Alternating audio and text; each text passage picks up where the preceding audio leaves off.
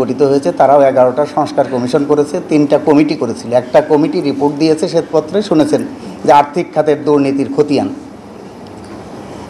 এইটার সংস্কারের জন্য এটা কমিশন করতে হয় না, এটা তো মানুষের মুখে মুখে ছিল, সংবাদপত্রে প্রকাশিত হয়েছে। এবং এই পদত্যাগকারী, দেশ ত্যাগে পলায়নকৃত প্রধানমন্ত্রী তিনি বলেছেন তার অফিসের পিয়ন 400 কোটি টাকার মালিক হয়েছে, হেলিকপ্টার ছাড়া চলাফেরা করে না।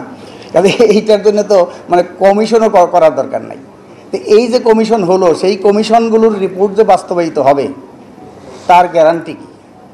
কারণ সেই জন্যই আমরা বলি যে গ্যারান্টি একটাই, এগুলো সমস্ত যে সংস্কারের কথাই বলি না কেন, সেটা হলো যে রাজনৈতিক দলগুলো যারা দেশ পরিচালনা করে বা করবে ভবিষ্যতে, তাদের মধ্যে একটা সমঝোতা এবং ঐক্যমত্য প্রতিষ্ঠা করা ছাড়া কোনো সংস্কার, কোনো কমিশনের রিপোর্ট সেগুলো বাস্তবায়ন হয়নি এবং হবে না ভবিষ্যতেও। সেই জন্যই অন্তর্বর্তীকালীন সরকারের কাছে আমাদের আহ্বান যে আপনারা রাজনৈতিক ঐক্যমত্য এবং সমঝোতা প্রতিষ্ঠার জন্যে আলোচনা করেন। কিন্তু আমরা দেখলাম যে এই যে 115 দিনের মতো হলো এই সরকারের, 3.5 মাসের বেশি, প্রায় 4 মাস, আগামী 8 তারিখে 4 মাস পূর্তি হবে। এর মধ্যে সরকারের রাজনৈতিক দলগুলোর সাথে এনগেজমেন্ট খুব একটা নেই। কারণ অন্তর্বর্তীকালীন সরকার তো অনন্তকাল ক্ষমতায় থাকবে না, দেশ শাসন করবে না।